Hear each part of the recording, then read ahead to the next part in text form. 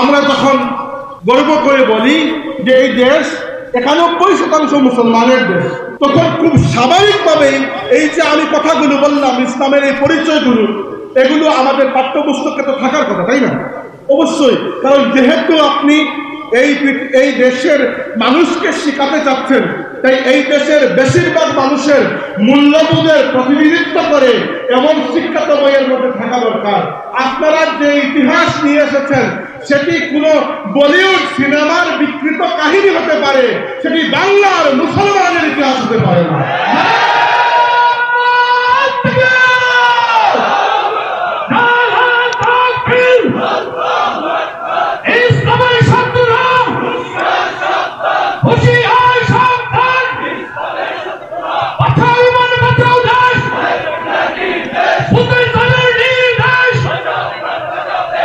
সম্মানিত হাজিরিন, বক্তব্যের বেশ অর্ধেক শেষ করেছি। আমার খুব ইচ্ছা ছিল আপনাদের কাছে এই পরিচয়টা তুলে ধরার, যে ইসলাম কেবল একটি ধর্ম নয়, যেভাবে দুনিয়াতে আর 10টি ধর্ম রয়েছে। ইসলাম একটি পরিপূর্ণ জীবন ব্যবস্থা, ইসলাম একটি পরিপূর্ণ জীবন ব্যবস্থা, ইসলাম একটি পরিপূর্ণ জীবন ব্যবস্থা। যতবার প্রয়োজন হয় এটি বলে বলে নিজের মাথার মধ্যে গিঁথে নিন, কিন্তু ঘরে গিয়েও আপনি বলতে পারেন, আপনার বাচ্চা এটি শুনতে পারে, সে এটি জেনে বড় হয়, তার ভবিষ্যৎ প্রজন্মকে সেও এটি শিখায়। যখন আমরা মুসলমানরা আমাদের ইতিহাস, আমাদের ঐতিহ্য, আমাদের গৌরব উম্মাহ হিসাবে আমাদের পরিচয় নিয়ে, আমাদের স্বতন্ত্র মর্যাদা নিয়ে মাথা উঁচু করে বাঁচতে শিখব এবং অন্যকেও দেখিয়ে দিতে পারবো যে আমরা মুসলমান, আমরা উমর ইবনে খাত্তাবের অনুসারী। আমাদের খলিফা আমিরুল মুমিনিন উমর ইবনে খাত্তাব রাদিয়াল্লাহু আনহু, তিনি গেছেন বাইতুল মুকাদ্দাস বিজয় করার জন্য। ওইখানে খ্রিস্টানরা বলে দিয়েছে যে আমরা তো যুদ্ধ করব না, যুদ্ধ তোমাদের পক্ষ থেকে কাম্য নয়, ঠিক আছে, তোমরা যদি নিতে চাও বাইতুল মুকাদ্দাসের দায়িত্ব, ঠিক আছে, তোমাদের বাদশাহ যিনি, তিনি যদি নিজে এসে আমাদের কাছে চুক্তি করেন এবং আমাদের সাথে বসেন, তাহলে আমরা চাবি হস্তান্তর করে দেব। আমিরুল মুমিনিন উমর ইবনে খাত্তাব রাদিয়াল্লাহু আনহু চলে গিয়েছেন বাইতুল মুকাদ্দাসে, সাথে কোনো গাড়ির বহর, উটের বহর, অন্টরজ কিছুই নাই, একা উমর চলেছেন। উমরের সাথে 1-2 জন মানুষ হয়তো, আর উমরের সাথে উমরের খুদা রয়েছে।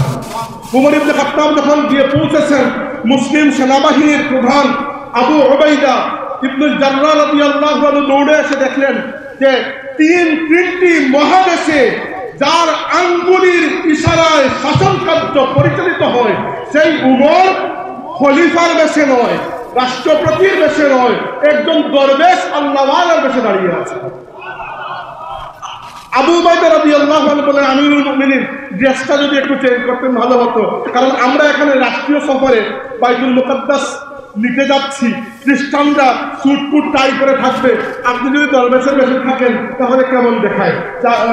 তাবরানীতে হাদিস রয়েছে, উমর রাদিয়াল্লাহু আনহু জবাব দিলেন প্রথমে যে আবু উবাইদা, তুমি ছাড়া যদি কেউ অন্য কেউ এই কথা বলতো আমি বেদ দিয়ে বাড়ি দিতাম। ইন্না কওমুন আ'আজ্জানাল্লাহু বিল ইসলাম, আমরা সেই জাতি যাদেরকে আল্লাহ ইসলামের মাধ্যমে ইজ্জত দিয়েছে।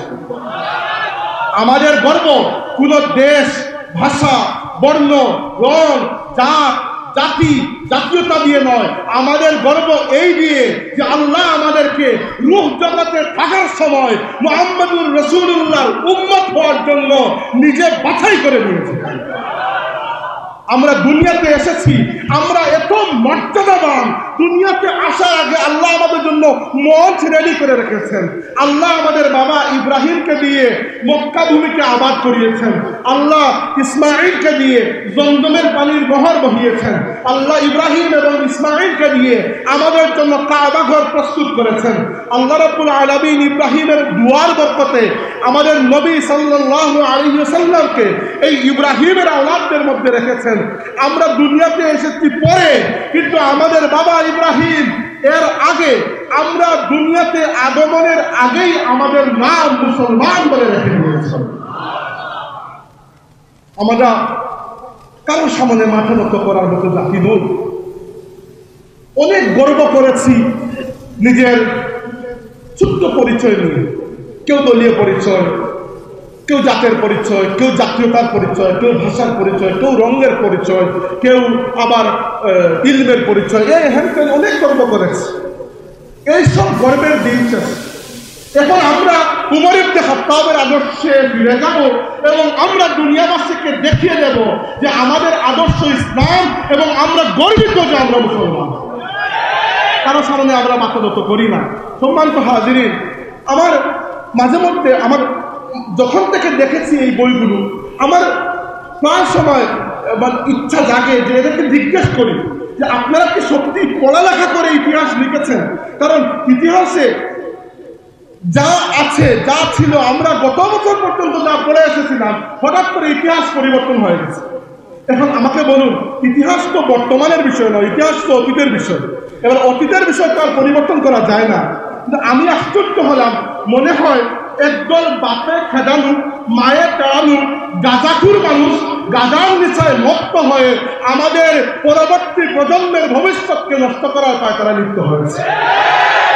আমরা খুব বিশ্বাস করি যে বাংলাদেশের নেতৃবৃন্দ এদেরকে শাস্তি দেবেন, কারণ বারবার এরকম ভুল করে দেশের রাষ্ট্রের এতগুলা পয়সা খরচ করা। এবং সবচেয়ে আশ্চর্যের বিষয়, একে তো ওই মূর্খ সেকুলার, ওই মূর্খ ইসলাম বিদ্বেষীরা ভুলে ভরা বই লিখেছে, তার উপর কোন জায়গা থেকে কপি পেস্ট করে এনে লিখেছে। তার উপর আলিম উলামা যখন প্রতিবাদ করেছেন, একটা মৃত্যু, একটা বেয়াদব অনলাইনে লিখেছে যে শিক্ষা ব্যবস্থার উপর জঙ্গি হামলা হয়েছে। আমি তাকে প্রশ্ন করতে চাই যে জঙ্গি হামলা কোনটা আর কোনটা জঙ্গি হামলা নয়, এই সংজ্ঞা নির্ধারণ কে করবে? আমেরিকা যখন ইরাকে হামলা করেছিল, ওটিকে জঙ্গি হামলা ছিল? আমেরিকা যখন আফগানিস্তানে আমার ভাইদেরকে মেরেছে, ওটি জঙ্গি হামলা ছিল? যখন ইরাকের আবু গারিব কারাগারে, যখন কিউবার গুয়ান্তানামো বে কারাগারে, যখন আফগানিস্তানের কান্দাহার কারাগারে, বাগরাম কারাগারে মুসলমানদেরকে কুকুর দিয়ে কামড়িয়ে কামড়িয়ে হত্যা করা হয়েছিল, চায়না যখন আমাদের উইগুর মুসলমানদেরকে একটি মানবতর কনসেন্ট্রেশন ক্যাম্পে ঢুকিয়ে রেখেছে, যখন বর্বর ইসরায়েলিরা প্রত্যেক দিন, প্রত্যেক জুমায়, প্রত্যেক রমাদানে মসজিদের আকসায় রক্ত ঝরাচ্ছে, যখন মায়ানমারের তথাকথিত সভ্য বৌদ্ধরা মুসলমানদের রক্ত নিয়ে খেলাধুলা করেছে, ওইগুলাকে তো জঙ্গি হামলা বলতে শুনি নাই, তাই না? মুসলমানদের কাজকে কেন জঙ্গিবাদ বলা হয়, সন্ত্রাসবাদ বলা হয়? আমার প্রশ্ন হচ্ছে, কোনটা জঙ্গিবাদ, কোনটা জঙ্গিবাদ নয়, এটি কে নির্ধারণ করবে? আর আলিম উলামা যখন বিকৃত ইতিহাসের বিরোধিতা করেছেন, ওই জানোয়ারকে কে অনুমতি দিয়েছে সে মুসলমানদের কাজকে জঙ্গিবাদ বলবে?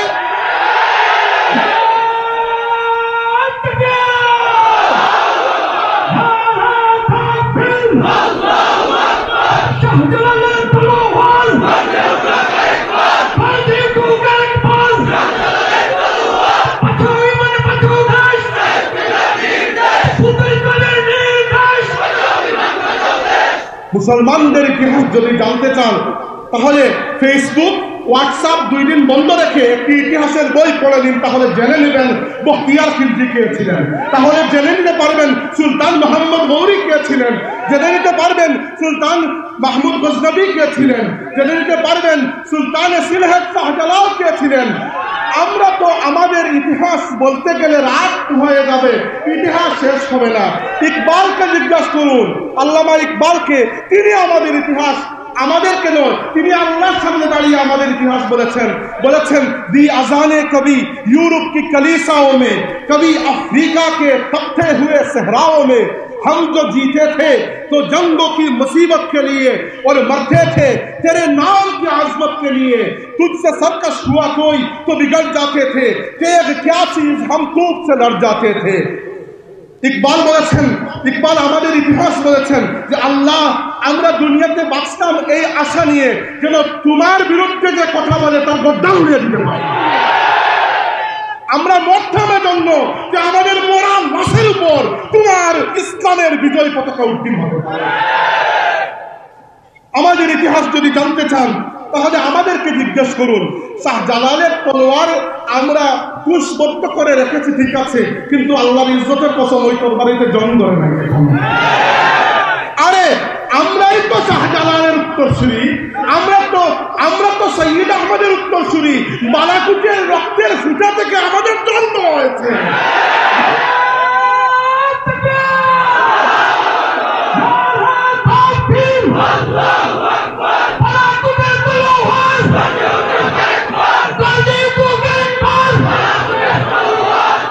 সম্মানিত হাজিরিন, আমাদের বলার চেষ্টা করেছেন এবং সেই চেষ্টা সফলতার মুখ দেখবে ইনশাআল্লাহ। এবং শাহান সাহেব বলে গিয়েছেন যে সেই চেষ্টা সফলতার মুখ না দেখলে আমরা মাঠেও আন্দোলন করব। এবং আমরা জানিয়ে দিতে চাই, আমাদের কিন্তু মাঠে খুব ভালো আন্দোলনের রেকর্ড আছে। আমাদের মুর্শিদ সিলেট থেকে বেরিয়েছিলেন, লং মার্চ নিয়ে ইসলামী বিশ্ববিদ্যালয়ের দাবিতে। আজকে আমাদের মুর্শিদের ঘামের ফুটার উপর ইসলামী আরবি বিশ্ববিদ্যালয় প্রতিষ্ঠা হয়ে গেছে। আমাদের মুর্শিদ কুরআন শরীফের একটি হরফের জন্য খুব শক্ত অবস্থানে ধরে রেখেছিলেন। আজ ওই হরফের বিপরীত করতে কারো সাহস কুলায় না। আমাদের মুর্শিদ এই বাংলার জমিনে আল্লাহর রাসূলের ইজ্জত আজমতের জন্য এক শক্ত পাহারাদার ছিলেন। আজকে আল্লাহর হাবিবের বিরুদ্ধে কথা বলতে যে কোনো মাহফিলে যে কোনো মুসলিম নামদারি মুনাফিক অথবা যে কোনো বাঙ্গু সেকুলার টাইপের মানুষের বুকে কাঁপবে ইনশাআল্লাহ। সম্মানিত হাজিরিন, সত্য ন্যায়ের পথে আমাদের এই যাত্রা। সত্য ন্যায়ের সেনানী আমরা, বাংলার বীর মুসলমান। সত্য ন্যায়ের সেনানী আমরা, বাংলার বীর মুসলমান। আমরা অজেয়, আমরা অমর, তাওহীদি সূরা করেছি পান। বিরাট মুলুক করেছি বিজয়, মাত্র 17 ঘুড়সওয়ার। জায়নামাজকে কৃষ্টি বানিয়ে উথাল সুরমা হয়েছি পার। করেছে আরব দুশ্মন শির, তরবারি নয় শুধু তাকবীর। সেই নাদে আজও জালালাবাদের নারাঙ্গীবন কম্পমান। বাঘের হাটের বাঘের রাজ্যে গড়িয়াছি নয়া সালতানাত। 60 গম্বুজ ঘুষে অবিরাম, সেই গৌরব সেই তাকত। সেবা দয়া প্রেম স্নেহ মমতায় সবার হৃদয় করিয়াছি জয়। সেবা দয়া প্রেম স্নেহ মমতায় সবার হৃদয় করিয়াছি জয়। ঠাকুর দিঘির গাছে আজও বাহে কুমিরের দল খানজাহান। বালাকুটি গাজী শুয়ে আছে হেতা, ইসলামাবাদে নিজামপুর। শরীয়তপুরে আজও বলে সেই জালিমের সাথে জিহাদি সুর। নিযুত অরির উদ্যত শির, ধুলায় মেঠালো যে মহান বীর। হেথায় ঘুমায় সে কামিল পীর, মস্তান গড়ে শাহ সুলতান। বাঁশের কেল্লা গড়েছি আমরা, ভয় করিনি কতুব কামান। চির দিছি তবু দেইনি আমামা, প্রাণ দিছি তবু দেইনি মান। শত্রু মুক্ত করিতে ওয়াতান, অকাতরে খুন করিয়াছি দান। এই শির নত করিনি কোথাও, উচ্চ রেখেছি জয় নিশান। সত্য ন্যায়ের সেনানী আমরা, বাংলার বীর মুসলমান।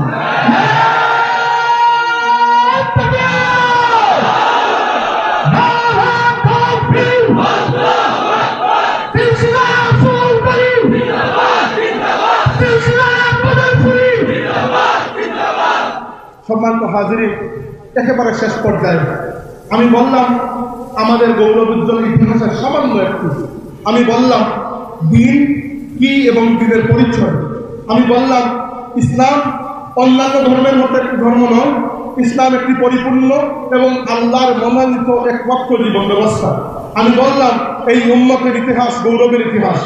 আমি বললাম যে আমরা আমাদের নবী সাল্লাল্লাহু আলাইহি ওয়াসাল্লামের কাছ থেকে জেনেছি যে উনার সময় থেকে কিয়ামত পর্যন্ত সময় 5 ভাগে বিভক্ত। এর মধ্যে একটি ভাগ হচ্ছে যে ভাগে আমরা আছি, যে ভাগে 4র্থ ধাপ শেষ হয়ে গেছে, 5ম ধাপ এখনো শুরু হয় নাই। তার মানে আল্লাহ রাব্বুল আলামিন সম্ভবত আমাদের মাধ্যমে আবার 5ম ধাপ শুরু করাবে, এটা আমরা আশা রাখতে পারি। হাজিরিন, একটি ব্যক্তিগত অ্যানালজি বা গবেষণা বলতে পারেন, আমি বলেই শেষ করছি।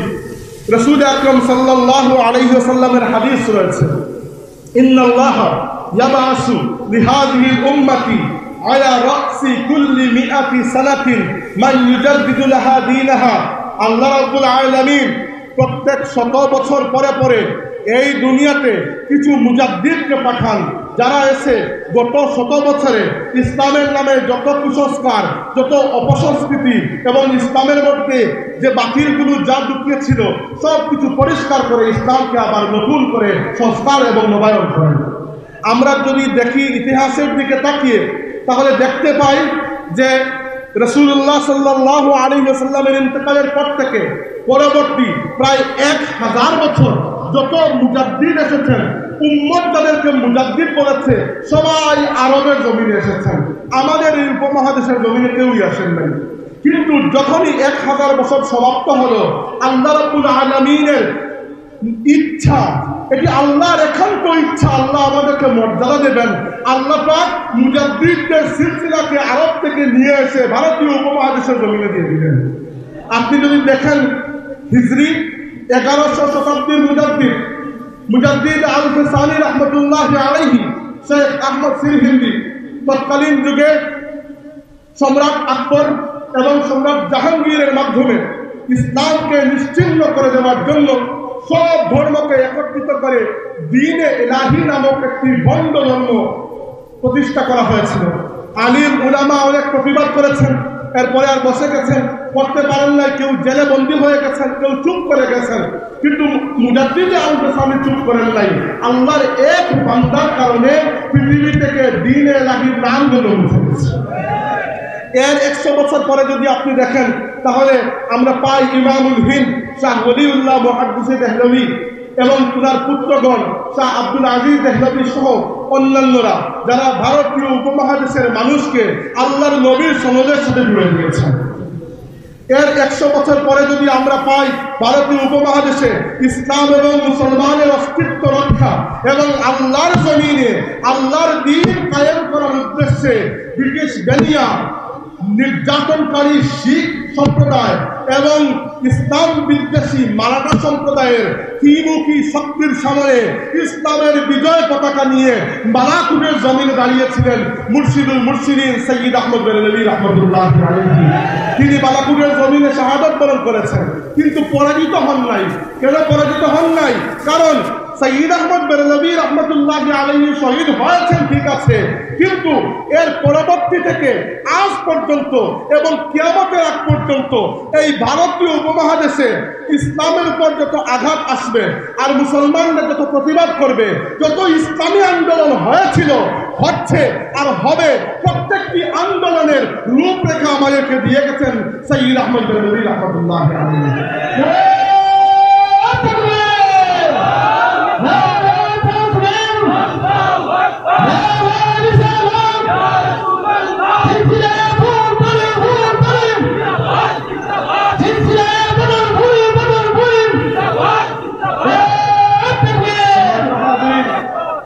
এরপরে আল্লাহ রাব্বুল আলামিন কারামত আলী জৌনপুরি রহমতুল্লাহি আলাইহিকে পাঠিয়েছেন মুজাদ্দিদ হিসাবে, যার মাধ্যমে দক্ষিণ বাংলা এলাকায়, বাংলা বলতে আমি শুধু বাংলাদেশ বুঝাচ্ছি না, পুরো ভারতীয় উপমহাদেশের এই যে এলাকা, এই পুরো বিশাল বড় অঞ্চলে তিনি ইসলামের দাওয়াত দিয়েছেন এবং তার মাধ্যমে পুরো দক্ষিণবঙ্গের মানুষ ইসলাম কবুল করেছে। এরপরে আল্লাহ রাব্বুল আলামিন ধীরে ধীরে মুজাদ্দিদিনের সিলসিলা জারি রেখেছেন এবং আমরা পেয়েছি এই যুগের অন্যতম মুজাদ্দিদ আল্লামা ফুলতলি সাহেব রাহমাতুল্লাহি আলাইহিকে, যার মাধ্যমে আল্লাহ পাক কুরআন শরীফের এমন খিদমত আঞ্জাম দিয়েছেন যে খিদমত এই শতাব্দীতে নয়, অনেক শতাব্দীর ইতিহাস যদি আমরা দেখি, কুরআন শরীফের কিরাতের জন্য ফুলতলি সাহেবের মতো খিদমত অন্য কোন ব্যক্তি বাংলাদেশ নয়, পৃথিবীর জমিনে করেছেন কিনা সেটি আমাদের জানা নেই। সম্মানিত হাজিরিন, এবার দায়িত্ব এসেছে বলেছে আমাদের ফুলতলি সাহেবুল্লাহ দুনিয়া থেকে বিদায় নিয়েছেন, এর আগের এরাও দুনিয়া থেকে বিদায় নিয়েছে। বড় আফসোস, দুঃখ, কষ্ট সবই মনের মধ্যে নিয়ে আমরা বলতে চাই যে আমরা চাই কিংবা না চাই, এই দায়িত্বটি এখন আমাদের ঘাড়ে পড়ে গেছে। আল্লাহর দ্বীনকে বহন করার দায়িত্ব আমাদের নবী বড় শখ করে বলেছেন, ইয়াহমিলু হাযাল ইলমা মিন কুল্লি খালাফিন উদুলুহু, আমার উম্মতের মধ্যে প্রত্যেক জেনারেশনে এমন কিছু নেক মানুষ আসবে যারা আমার রেখে যাওয়া এই আমানতকে কাঁধে বহন করে পরবর্তীদের কাছে হেফাজতে পৌঁছে দেবে। এবার আমরা বড় শখ করেছি যে আমরা আমাদের নবীর সুসংবাদপ্রাপ্ত এই সকল মানুষের অন্তর্ভুক্ত হতে চাই। যেহেতু আমরা মুজাদ্দিদদের সিলসিলার মানুষ, অতএব আমাদের উপর নবীরও এই দাবি আর আমাদের পূর্বসূরীদেরও এই দাবি যেন আমাদেরকে এই জমিনে আল্লাহর দ্বীনকে এমনভাবে পাহারাদারি করতে হবে যেন এই 3-4% নাস্তিক বাঙ্গু এই দেশের মুসলমানদের, এই দেশের মানুষের, মূলধারার মানুষের ইতিহাস, সভ্যতা, সংস্কৃতি নিয়ে কোনো বেঈমান, কোনো মূর্খ ছিনিমিনি খেলতে না পারে। সম্মানিত হাজিরিন, আমাদেরকে কি করতে হবে? প্রথমত আমাদেরকে এটি বুঝতে হবে যে এটি শিক্ষা আন্দোলন, তাই এখানে শিক্ষা গবেষণার বিষয় আশয় রয়েছে এবং আমরা আল্লাহর কাছে শুকরিয়া আদায় করি যে আল্লাহ রাব্বুল আলামিন আঞ্জুমানে আল ইসলামকে নির্বাচন করেছিলেন এই নেতৃত্ব দেওয়ার জন্য। বাংলাদেশে ইসলামী শিক্ষা নিয়ে এর আগেও আল্লামা ফুলতলী সাহেব কিবলার অবদানের মতো অবদান খুব কম মানুষেরও আছে। আর ফুলতলী সাহেব কিবলার পরেও ফুলতলী সাহেব কিবলার রুহানি জিসমানি আওলাদরা এই দেশে ইসলামী শিক্ষার স্বাতন্ত্র্য এবং মর্যাদাকে রক্ষা করার জন্য যেভাবে বলিষ্ঠ পদক্ষেপ এবং যুগোপযোগী ভূমিকা পালন করেছেন, বইয়ে পরিবর্তন হবে কিনা সেটি পরের বিষয়, কিন্তু এখনো পর্যন্ত যে কাজ আঞ্জুমানে আল ইসলাম করেছে নিশ্চিতভাবে বলতে পারি এই দেশের ইসলামী শিক্ষার ইতিহাসে আঞ্জুমানে আল ইসলাম নামটি চিরদিনের জন্য সোনার হরফে লেখা হয়েছে।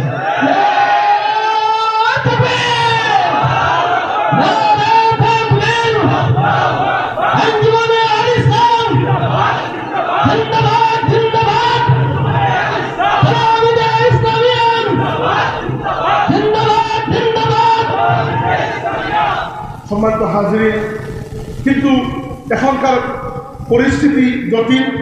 আমি প্রায়ই এক মাহফিলগুলিতে বলি এবং এখানেও এটি বলতে চাই, আঞ্জুমানে আল ইসলাম, তালামিজে ইসলামিয়া এরা নিজেদের দায়িত্ব যেহেতু পালন করছেন, আমাদেরকেও আমাদের দায়িত্বগুলো পালন করতে হবে। বিভিন্ন জায়গায় বলেছি, এখানেও আপনাদেরকে এটি জানিয়ে দিতে চাই, এখন সময় পরিবর্তন হয়েছে। ইসলামকে কেবল হুজুর আর মোল্লা মৌলবীদের বিষয় মনে করবেন না। ইসলামকে কেবল হুজুরদের কাঁধে চাপিয়ে দিয়ে আপনি বাড়িতে রিল্যাক্স করে বসে থাকলে হবে না। যদি ইসলামকে শুধু আমাদের কাঁধে চাপিয়ে দিয়ে আপনি বাড়িতে বসে থাকেন, তাহলে কালকে আমাদের দিন জান্নাতটাও কিন্তু আমাকে দিয়ে দিতে হবে। যদি এতে রাজি না হন, তাহলে আমাদের সবাইকে অন্ততপক্ষে একটি দায়িত্ব পালন করতে হবে। সেটি হচ্ছে আমরা প্রত্যেকেই যার যার এলাকায় কিছুটা প্রভাব রাখি, যার যার ঘরের মধ্যে অন্ততপক্ষে আমাদের প্রভাব রয়েছে। আমরা এখান থেকে আজকে যে দাওয়াতগুলো নিয়ে গেলাম, সে দাওয়াতগুলো আমাদের প্রত্যেকের ঘরের কাছে আমরা পৌঁছে দেবো ইনশাআল্লাহ। 2 নম্বর কথা হচ্ছে আমরা প্রত্যেকেই ইসলামের দাঁড়ি হব, আমরা প্রত্যেকেই ইসলামের দাঁড়ি হব, আমরা প্রত্যেকেই ইসলামের দাঁড়ি হব। আজকের এই যুগ শুধুমাত্র কিছু মানুষের কাঁধের উপর পুরো উম্মতের দায়িত্ব দিয়ে আপনি নিশ্চিন্ত হয়ে বসে থাকলে কিয়ামতের দিন আল্লাহর কাছে জবাব দিতে পারবেন না।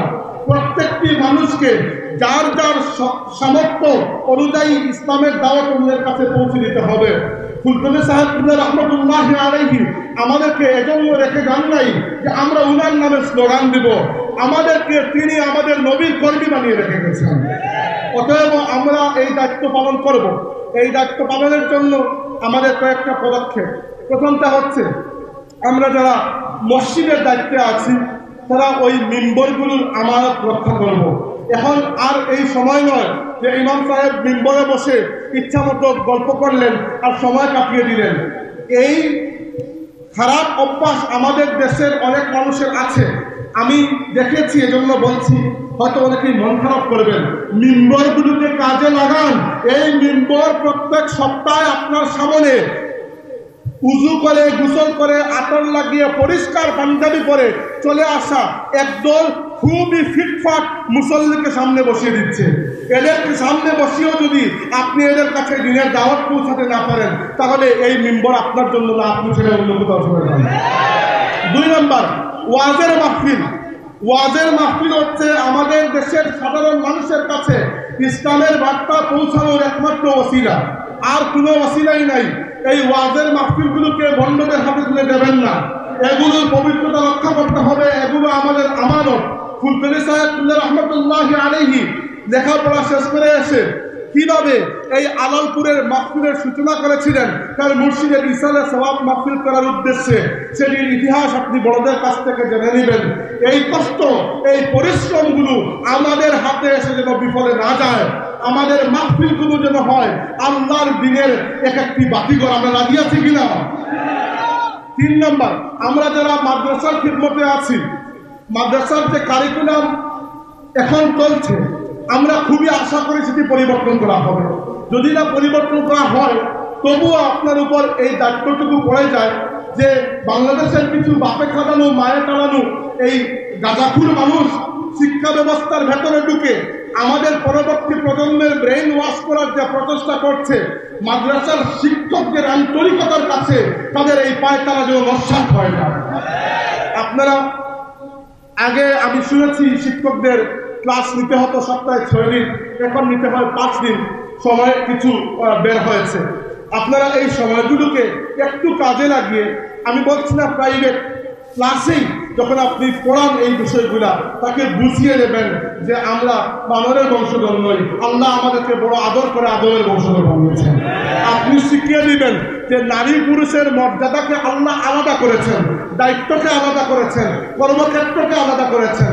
যেভাবে বইয়ে ফ্রি মিক্সিং এর মতো আমাদের সমাজকে এরকম বেহায়াপনার দিকে নিয়ে যাওয়া হচ্ছে, আমরা ইসলাম এবং মুসলমানের পক্ষ থেকে এইগুলো কখনো বরদাস্ত করতে পারি না। 3 নম্বর, আপনি শিখাবেন আল্লাহ আমাদেরকে ইজ্জত দিয়েছেন এই জমিনে ইসলামের স্বার্থে, ইসলামের জন্য। আমরা বাঙালি হিসাবে আমাদের কোনো ইজ্জত নয়, আরবরা আরব হিসাবে কোনো ইজ্জত নয়। আল্লাহ আরব কিংবা বাঙালি, হিন্দি কিংবা পাকিস্তানি, তুরানি কিংবা ইরানিকে সাহায্য করার ওয়াদা করেন নাই, আল্লাহ ইসলামকে সাহায্য করার ওয়াদা করেছেন। আমরা যদি ইসলামকে নিয়ে থাকি, আমরা ইনশাআল্লাহ আল্লাহর সাহায্য পাবো। আমাদের হাতে এই জমিনে আল্লাহর দ্বীন ইনশাআল্লাহ কায়েম হবে, আমাদের হাতে এই দুনিয়াতে ইসলামের বিজয় পতাকা ইনশাআল্লাহ উড়বে। আমরা আমাদের জায়গা থেকে এই ছোট্ট ছোট্ট দায়িত্বগুলো অবহেলা না করে আন্তরিকতার সাথে পালন করে যাই, ইনশাআল্লাহ সামান্য কয়েকজন নাস্তিক মুরতাদের পায়তারাকে আমরা জুতার নিচে পিঠে ফেলবো ইনশাআল্লাহ।